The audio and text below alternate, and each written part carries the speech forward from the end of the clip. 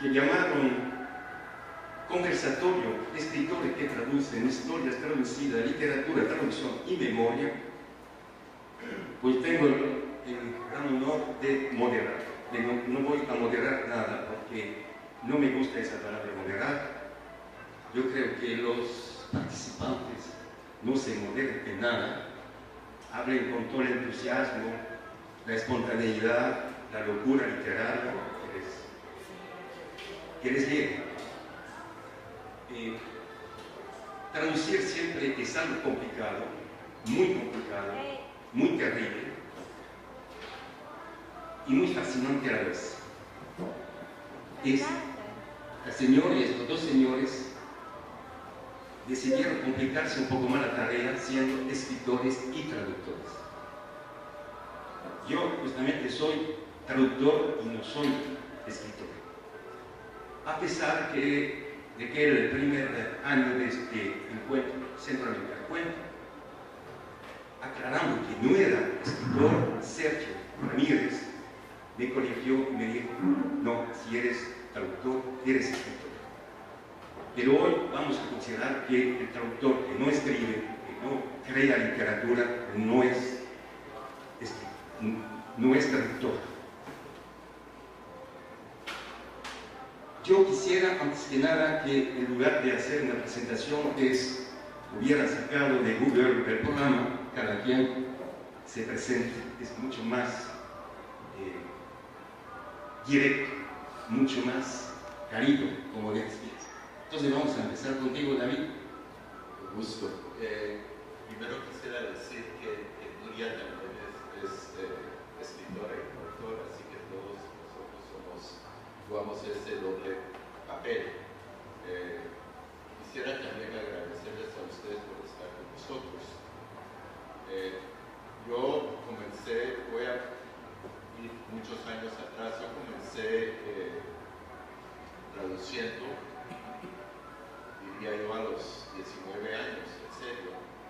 Y para mí el proceso de traducir me enseñó a leer y escribir.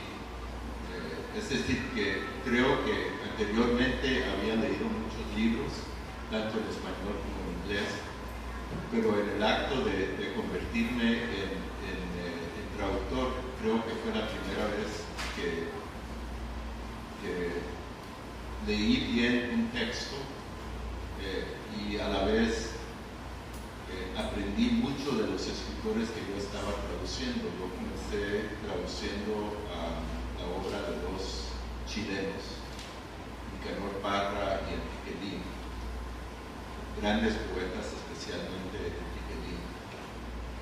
Es un poeta poco conocido en el ámbito mundial, pero es gran poeta. Después hice un libro con un amigo de Vicente Alexandre, y después de eso estaba haciendo traducciones de Alejandra Pizarnik, de Sergio Ramírez Mercado, de Claribel Alegría, de Roque Galton, de Rigoberta Menchú, más que nada cuentos, y en el caso de Rigoberta Menchú hice traducciones de 3 libros infantiles de ella.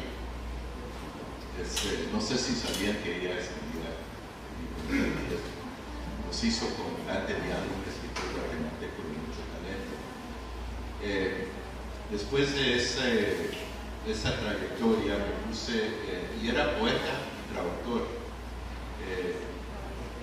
No había escrito más que nada algunos cuentos, pero me puse a traducir la obra de 3 novelistas mexicanas: Elena Garro, la consagrada Elena Garro, Bárbara Jacobs, una mexicana libanesa muy buena, y finalmente otra mexicana, Silvia Molina, cuya obra El amor que me juraste tuve la suerte de traducir y que fue finalista para el premio Impact en el año 1999. Y creo que es a raíz del trabajo que hice como traductor que me convertí en escritor. Es decir, yo no publiqué mi primera novela hasta que tenía 52 años.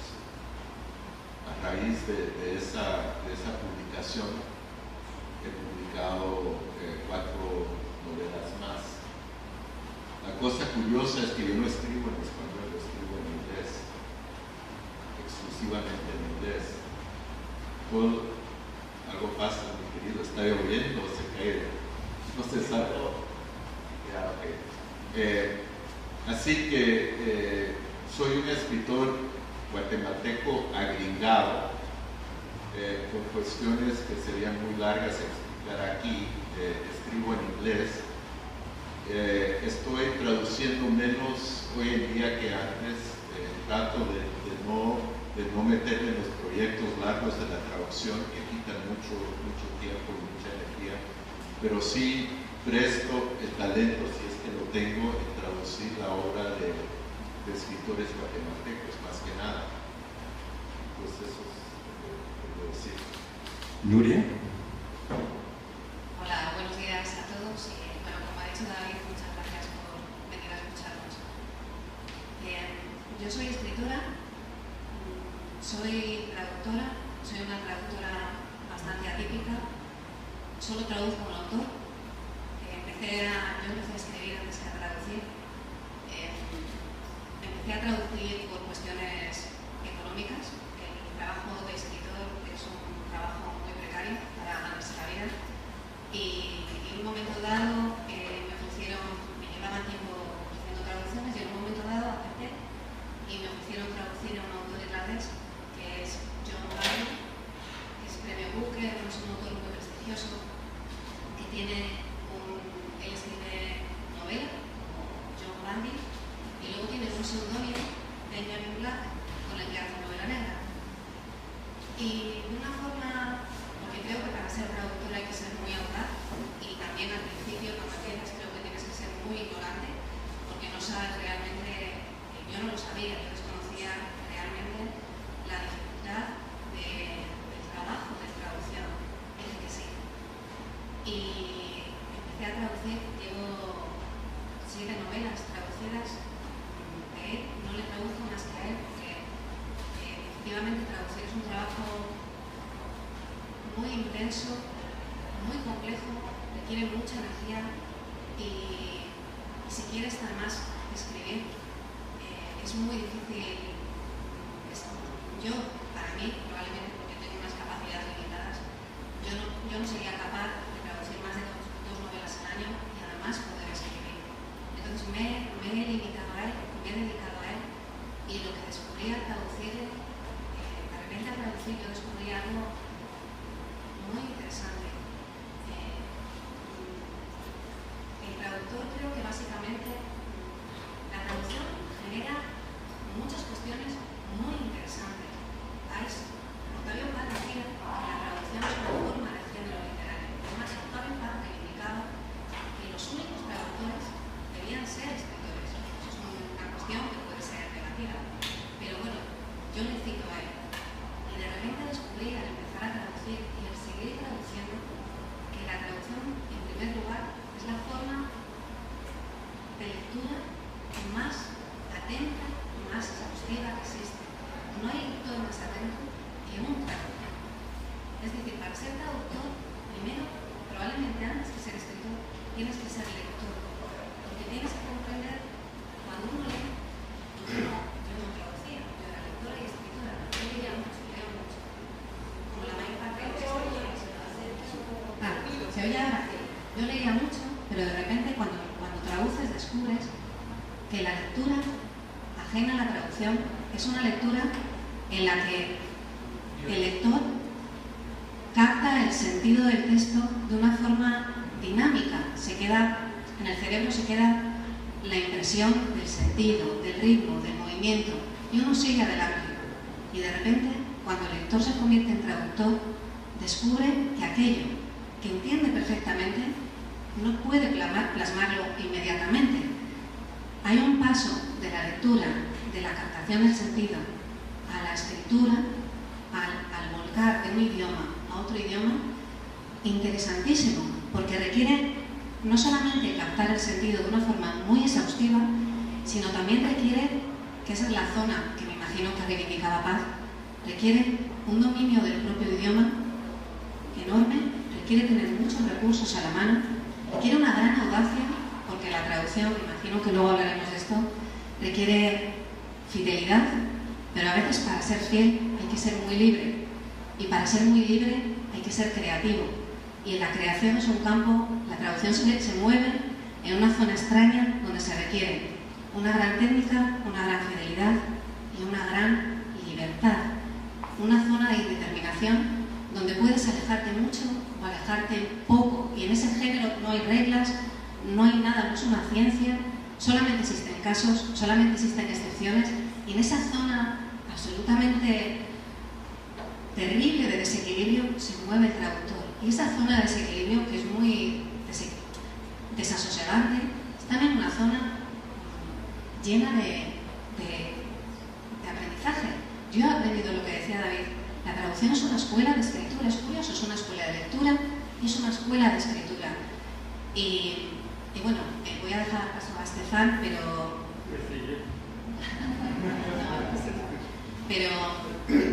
luego se van a plantear muchas cuestiones que generan la traducción, lo que se entiende como invisibilidad del traductor,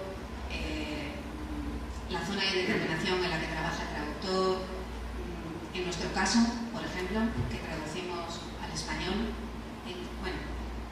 algunos, David y yo traducimos al español, pero luego también los demás pueden hablar del idioma en el que traducen. En el caso de David y mío, ¿en qué español traducimos? Sí. El español es un idioma común, pero no es lo mismo el español España, el español de Nicaragua, el español de Argentina. ¿Qué español se traduce? Bueno, hay muchas cuestiones que a mí me siguen suscitando cada año que pasa, cada nueva obra que traduzco, a mí me suscita más y más cuestiones y más pasión. Y bueno, termino simplemente diciendo que las últimas obras que he traducido, ya que estamos como traductores, la última obra de Benjamin Black que he traducido se llama Órdenes Sagradas, la última de John Banville se llama La guitarra azul, y luego mi última obra como escritora es un libro de relatos que se llama 8 centímetros. Y bueno, luego seguimos hablando. Estefan. ¿Qué era como ¿Qué era la cosa? La cosa es, tu cosa. Hablas de ti, cómo llegaste a la traducción, cómo te presentas, Inés. Bueno, no sé, yo vine a la traducción un poco por azar, es decir, no fue nunca mi intención. Incluso cuando empecé a traducir, tú hablabas de razón económica, yo un poco tonto empecé a traducir poesía, entonces peor, no te da nada, igual que escribiendo poesía. Pero sentí que era eso, lo que empecé a traducir para mí, es decir, empecé a venir a América Latina a encontrar poetas que no eran traducidos al francés. Tú hablas de Enrique Lin, no hay un libro en francés de Enrique Lin. Tampoco. A mí me fascina, estoy traduciendo. Tampoco Nicaragua. Tampoco. Estoy traduciendo Diario de Muerto de Enrique Lin, pero es para mí, porque ni siquiera tengo un editor, no sé a quién puedo ofrecer eso en Francia.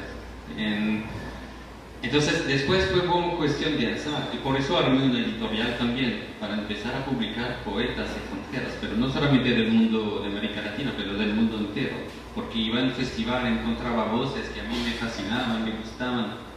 Yo me decía que pesar que esto no se escucha en Francia, que no se abre ventanas, mundos. Entonces fue un poco así, ¿no? Empecé a traducir sobre todo una poeta colombiana que me gustaba y se dio después, como 1 año, 2 años después la oportunidad, y tú entras y poco a poco te tomas el juego también. Dos cosas para no contar, que no es tan interesantes, te cuento todo eso de mí, pero 2 cosas que me di cuenta hablando de traducción. Primero es que no es tan importante conocer la lengua que traduces que la tuya. Es decir, yo traduje un poeta iraní, y bueno, como imaginan, yo no hablo iraní, pero no importa.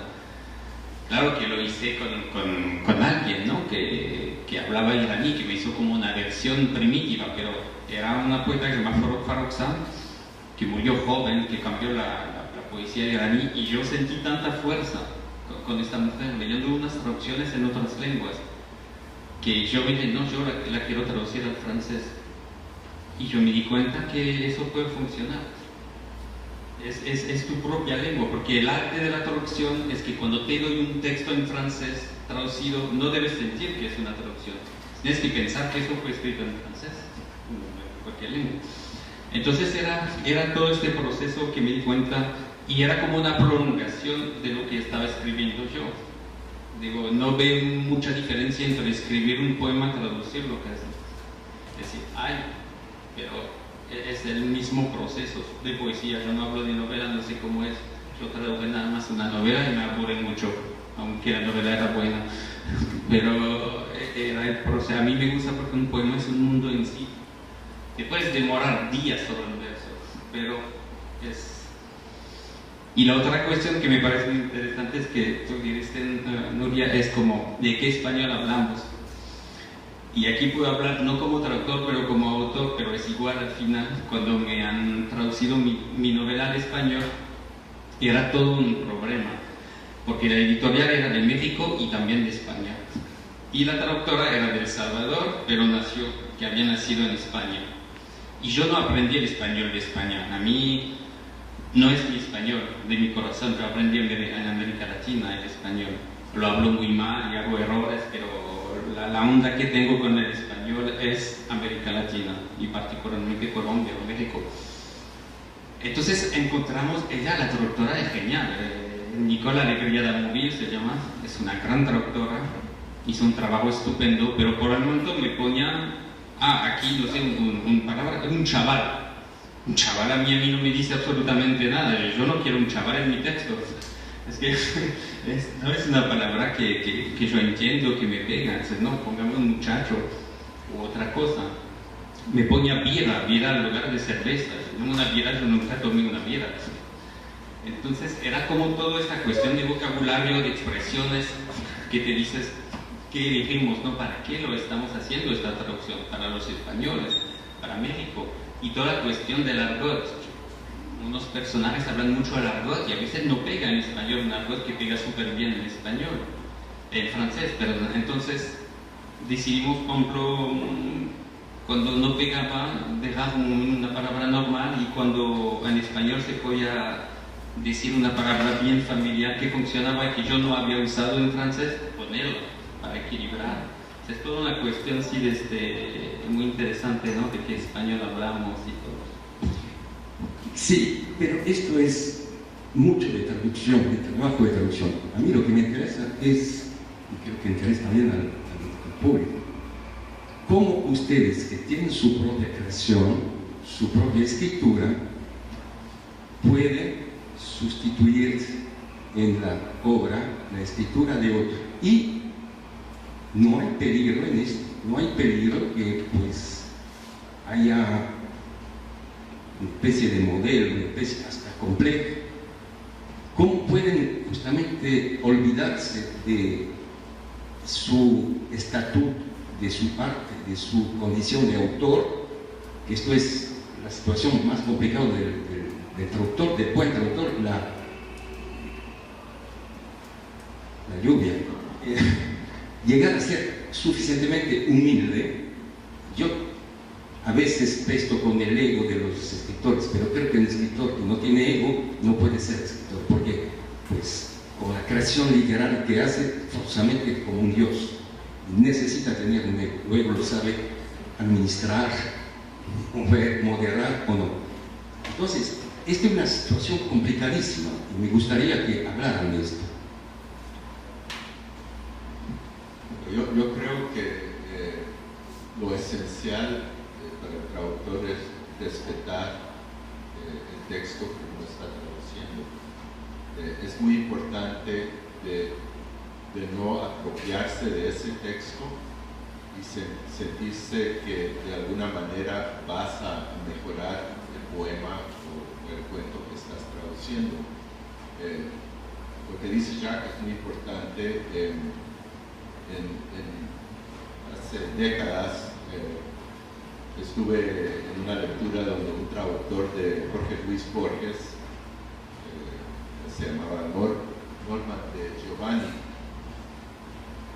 tenía la la prepotencia de decir públicamente que, como él había traducido a Borges, que él podía hablar por Borges. Y que yo creo que ese es un gran error, que un traductor nunca llega a ese nivel. Yo respeto mucho el trabajo que hace el poeta y el cuentista, y creo que es muy importante de no imponer mis valores como escritor en las traducciones que estoy haciendo.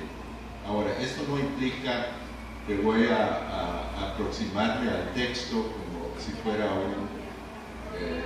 un gatito conociendo por primera vez al doctor Sergio Ramírez Mercado. Cuando yo estuve leyendo para este conversatorio, y de repente descubrí una anécdota curiosísima que habla mucho de la naturaleza intrínseca de la traducción. A finales del siglo XIX, principios del XX, exactamente en 1800, había un autor chino que se llama Lin Xun, que nació en 1852 y murió en 1924, y fue el gran introductor de la literatura occidental en China. Este hombre enfermó, él no traducía ni escribía, enfermó, y durante su recuperación un amigo va a visitarle y le dice que ha leído La Dama de las Camelias, que es una magnífica obra francesa que él tiene que traducir. Lin Xun no hablaba francés y con ayuda de su amigo traduce La Dama de las Camelias, que se convierte en la traducción canónica de La Dama de las Camelias al chino, animado por el éxito, porque tuvo un éxito impresionante en China, hasta el punto que Mao Zedong citaba esa traducción de La Dama de las Camelias, que era enseñada en las escuelas. Lin Xun emprende la traducción de más de 200 obras de literatura occidental, pero evidentemente alguien que puede traducir del francés sin saber del francés no tiene fronteras. Él traduce del inglés, del ruso, del alemán, del polaco. Tradujo, es impresionante porque sus obras son muy respetadas en China y por lo visto tienen una calidad excepcional.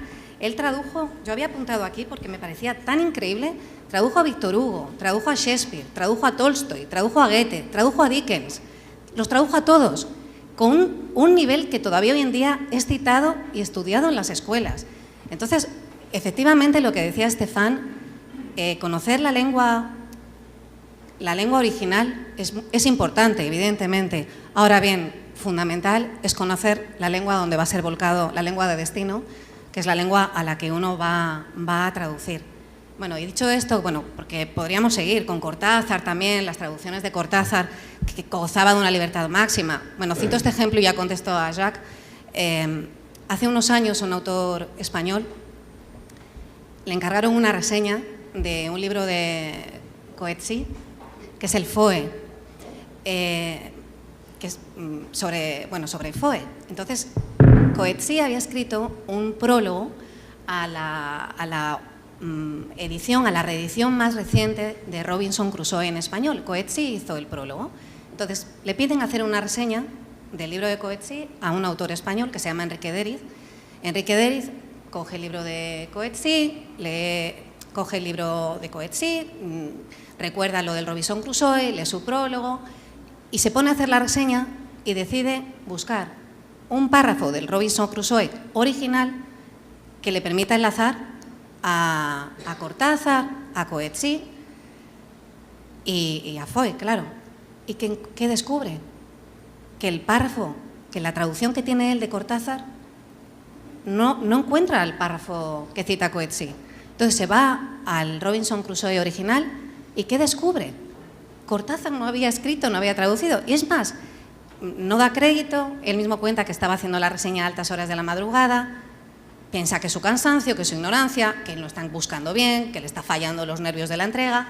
Y entonces directamente se busca las 2 primeras páginas del Robinson Crusoe y descubre que en la traducción de Cortázar, las 2 primeras páginas del original han sido reducidas a media.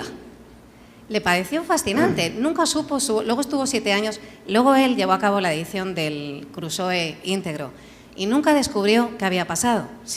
Si había sido Cortázar quien decidió cortar los párrafos que le aburrieron, decidiendo mejorar el original, si había sido el editor, que es una cosa, en su época fue una cosa bastante habitual, si había sido el editor quien había decidido hacer una edición abreviada y más amena para el lector.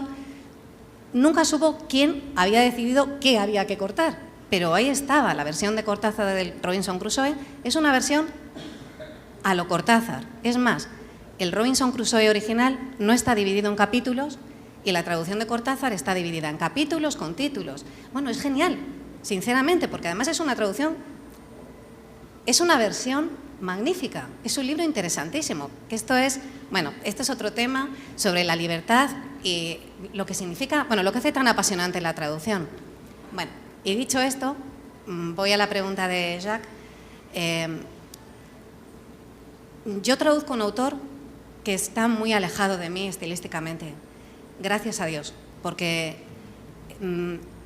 no me siento, precisamente porque es alguien tan alejado estilísticamente de mi forma de escribir, no me siento nunca, no siento nunca la tentación de la emulación, ni incluso, como ocurre a veces con traductores, el deseo de mejorar, que a veces uno se metamorfosea en el autor original y le corrige. Entonces, yo no siento esa tentación para nada. Y creo que precisamente por ahí estaba la historia de la traducción como escuela de escritura, porque para aprender a escribir hay que saber leer, y hay que saber leer autores muy distantes, porque soluciones, la escritura está llena de problemas. Cuando uno escribe, se plantea muchas veces, el lenguaje es un problema, se plantea muchas veces la necesidad de contar y explicar algo y no saber cómo hacerlo, no encontrar el medio de que lo que uno quiere contar tenga la fuerza que tiene dentro de tu cabeza, pero que lo tenga en el papel.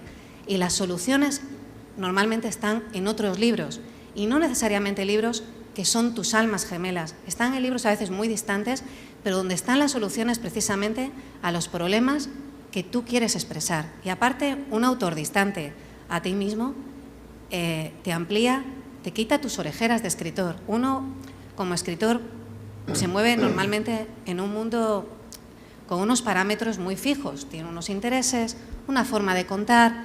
Los temas, aunque varíen, suelen ser, hay un fondo común, y sin embargo, leer un escritor distinto te quita las orejeras. De repente ves la naturaleza, a lo mejor no hay naturaleza en tu obra, de repente la naturaleza se cuela en tu obra. A lo mejor tú dialogas de una forma muy escueta, de repente el autor que traduces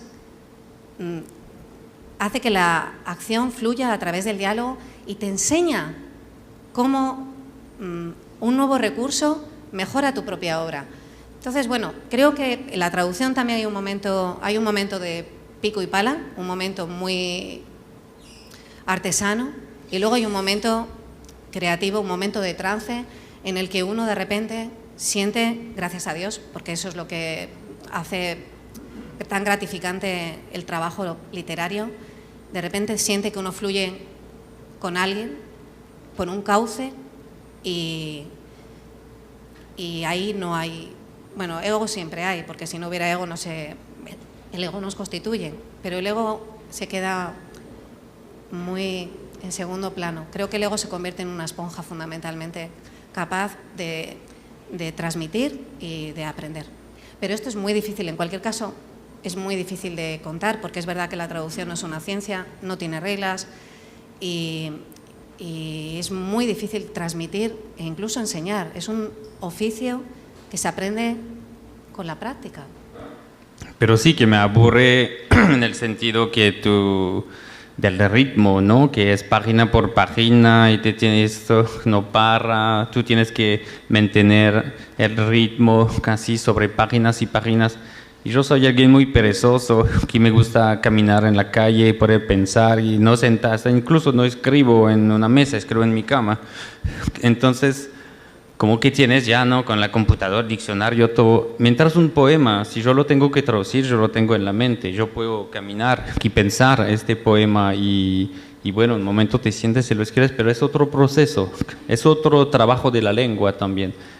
En una novela, no, de la página A a Z no hay una tensión, algo del lenguaje que te aparte de algunas novelas, por supuesto, ¿no? Pero bueno, un poema hay una tensión particular, creo que hace que me conviene más a mí, digamos, nada más.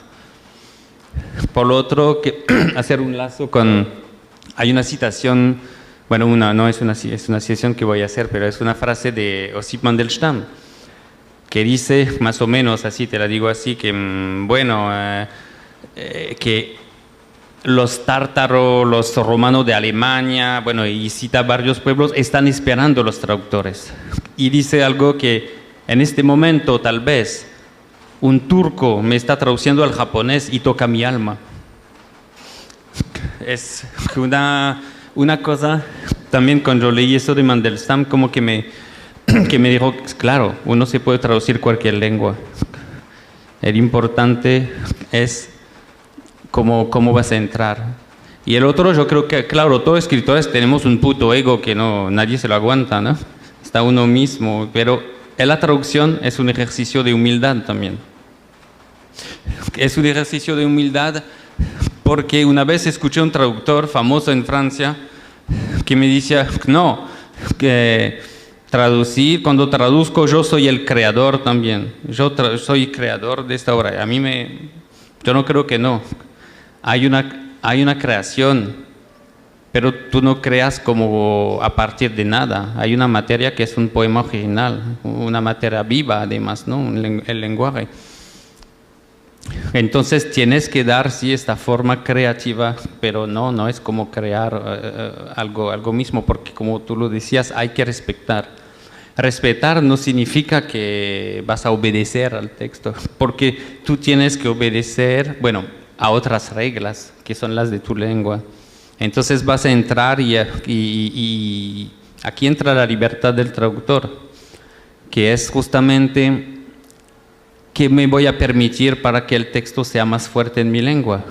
Cortar un verso donde no se corta, sacar una palabra, poner otra. Y mi libertad está aquí. Por ejemplo, en la traducción siempre tú dices la influencia. Yo voy a poner las palabras que me gustan más a mí, porque pertenece a mi imaginario, a lo que creo que da fuerza a la lengua. Entonces aquí entra la subjetividad también. Y el otro, para tal vez hacer el puente con el tema de hoy, que es la memoria, yo pienso que también traducir es como hacer memoria para el futuro también. Y le dejo con eso. Sí, aunque a veces, y muchas veces, las obras importantes se traducen nuevamente.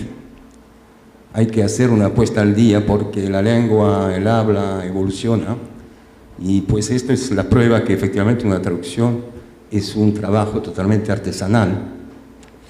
Hablaste de obediencia, que a la vez que pues tengo la oportunidad de hablar de traducción, no puedo evitar de citar Rainer Maria Rilke, que define de forma muy breve la traducción como una suma de obediencia, de consentimiento y de actividad paralela.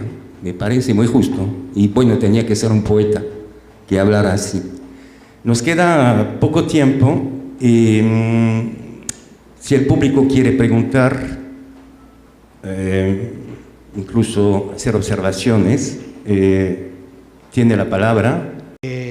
Me ha llamado la atención que algunas palabras del castellano, como chaval, te sorprendan y que sientas rechazo hacia ellas.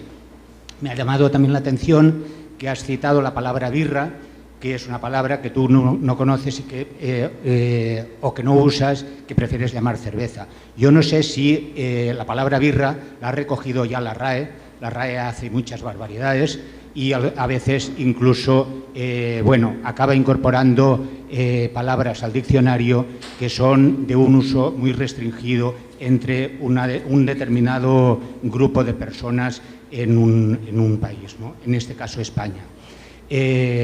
Yo no sé si...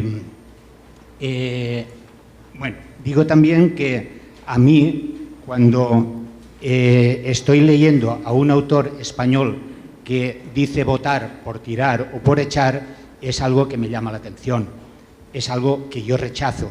Yo entiendo muy bien lo que quería decir, es un poco lo que dices, es una subjetividad, y es lo bueno de cuando tú traduces un autor vivo. A mí yo casi traduje nada más poetas contemporáneas porque lo que me interesa mucho después es el diálogo que se arma en la traducción.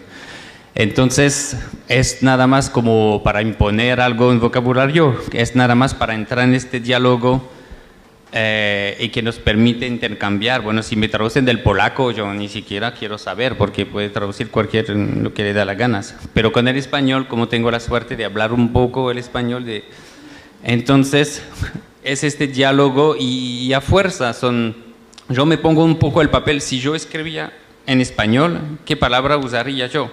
Porque al final era, como también es tu novela, es decir, yo quiero sentir que a través de la traducción también me puedo sentir identificado. Entonces es todo un trabajo dejando espacio de libertad al traductor, pero también este diálogo para que a veces, no, yo siento que no es mía, nada más. Pero claro que es muy subjetivo, por supuesto. Es tan difícil transcribir esas características a otro idioma distinto, conservando la musicalidad, el eco, las connotaciones, que yo me considero incapaz. Y admiro mucho a los traductores de poesía, que los hay y muy buenos. Y aquí está Estefan, que podrá hablar probablemente mucho mejor de cómo él es capaz de traducir poesía, porque a mí me resulta una tarea implanteable. Yo nunca aceptaría hacerlo, pero también lo vuelvo a decir, porque conozco mis limitaciones. Entonces yo no lo haría. Yo entiendo lo que dice Rubén Darío perfectamente. Yo no lo entiendo. Si lo dejas así, ¿qué sentido tiene? Es decir, yo pienso que Rubén Darío aquí es una broma que está haciendo, más que otra cosa, porque yo voy mucho en contra de este cliché, de este estereotipo que dice que traducir es traicionar. ¿Sí? No es una cuestión de traicionar. Hay una pérdida, siempre hay una pérdida, pero en la vida también, en todo. Entonces es nada más, ¿qué vas a hacer con esta perdición? ¿Cómo vas a transformar lo que sabes que vas a perder? Es eso también de traducir. ¿Y cómo lo vas a tratar de equilibrar con otros recursos que tienen tu propia lengua, que la otra no tiene? Entonces aquí tienes que inventar, aquí tienes que imaginar, y depende del poema que traduces, porque hay poemas que te fuerzan a buscar otras cosas en tu lengua, otros recursos que no habías imaginado, que tal vez tú por tu propia poesía no hubieras pensado, ¿sí? Entonces no hay imposibilidad, hay que aceptar lo que se pierde, y todo acto de creación es una forma de fracaso, pero este fracaso, para llegar al fracaso hay que hacer un camino también, y lo interesante es este camino. Hay un verso de Pierre Reverdin, poeta francés, que le robé a él para el título de mi novela, justamente, que se llama Aún para no vencer. El verso dice: aún para no vencer hay que ir hasta el final. Y es así, es el propio trabajo de la creación, pero y más todavía del trabajo de la traducción, creo, de poesía. Saber que vas a fracasar, pero en este camino y siempre es una posibilidad, ¿cómo decirte? Es una versión posible siempre que ofreces. Traduciendo una poetesa iraní al francés, diciendo que no hablaba iraní, entonces la tradujo de algo que ya estaba traducido al inglés. No, lo que hice, a partir de la versión que me hizo así, palabra a palabra, yo empecé a entrar como en un sueño, además, casi a dar una versión. Y yo volví a dar esta versión a esta poeta iraní, diciéndole: bueno, ahora mire lo que he hecho, dime si hay un contrasentido, si hay algo que no entendí bien. Y también había este diálogo, ¿no? Entonces se hizo como una colaboración. Así fue. Por otra parte, se hace mucho, una vez hice un taller en Malta, era extraordinario, invitar a un poeta de Colombia, de Egipcia, de Turquía, un francés incluso, y todo bueno, y nos traducimos uno a los otros. Yo tenía poemas al español y al inglés, el francés, él me lo ponía al árabe. Con la versión inglés yo hacía una versión francesa. Pero con la sensibilidad poética que uno a veces tú puedes entrar, ¿no? Y entonces se puede, por eso lo que decíamos, se puede traducir así. Y porque después tienes siempre la posibilidad del diálogo con el otro, que, porque no, ay, no, aquí no es la idea, aquí no es así. Y era algo muy rico, ¿no? Que tú aprendes mucho con esos intercambios y tú te das cuenta que puedes navegar en cualquier lengua. Quisiera hablar desde el punto de vista del lector común. Yo dirijo varios clubes de lectura y uno especializado en hispanoamericana, literatura hispanoamericana, que es como se llama la asignatura.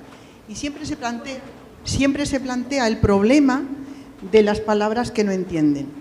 Yo me di cuenta que está bien que los traductores creo que tienen bastante de creadores, pero según yo entiendo, deben dejar o no deberían traducir ciertos localismos que creo que le da una sustancia diferente. Sería preferible hacer una llamada a pie de página porque yo creo que desvirtúa. Y además en España ahora que hay tantísimos escritores latinoamericanos que leemos tanto, me parece un enriquecimiento. Si se traduce o se adapta, creo que sería un empobrecimiento de la lengua. De esto me di cuenta cuando en el propio Alicante, que es donde vivo, una amiga mía escribió un libro para niños que fue premiado y había una palabra que no recuerdo bien lo que significa, pero es paparajotes, que es una fruta. En cuanto traducía, no sé si era melocotón o tal, a nosotros nos parecía, yo le ayudé un poco a la corrección, que perdía color, no sé, perdía sustancia. Entonces, a pesar de que cueste entender los diferentes españoles de Nicaragua, de donde sea, yo voto porque se mantengan los localismos. Solamente eso. Nosotros odiamos los comentarios a pie de página. Por lo menos es una conversación que he tenido con muchos traductores, porque lo que sucede es que le saca al lector de la experiencia que está leyendo en la página del poema o del texto para bajar los ojos y romper la lectura. Si hay manera de traducirlo o de dejarlo en lo original es preferible, y tal vez dejarlo tal cual. Yo estoy de acuerdo con usted, y es más, yo sí defiendo, de paso aprovecho para decir, yo defiendo que yo hablo español, pero porque creo que el español, el castellano, no existe ya. Afortunadamente, el español define a una comunidad de personas de distintos países que nos entendemos. Cada uno aporta sus propias expresiones idiomáticas, sus propios... No hay idioma puro. El idioma, afortunadamente, es un idioma mestizo.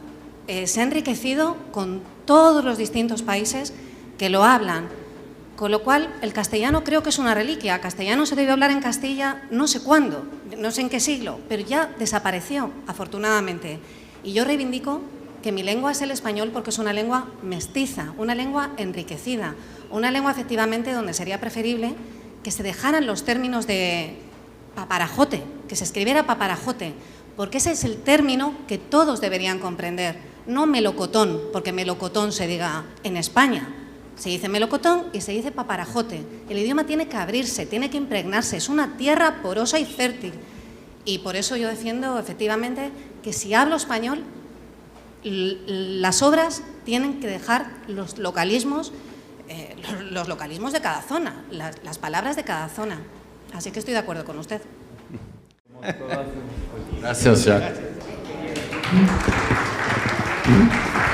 que tú podías haber dicho un montón de cosas.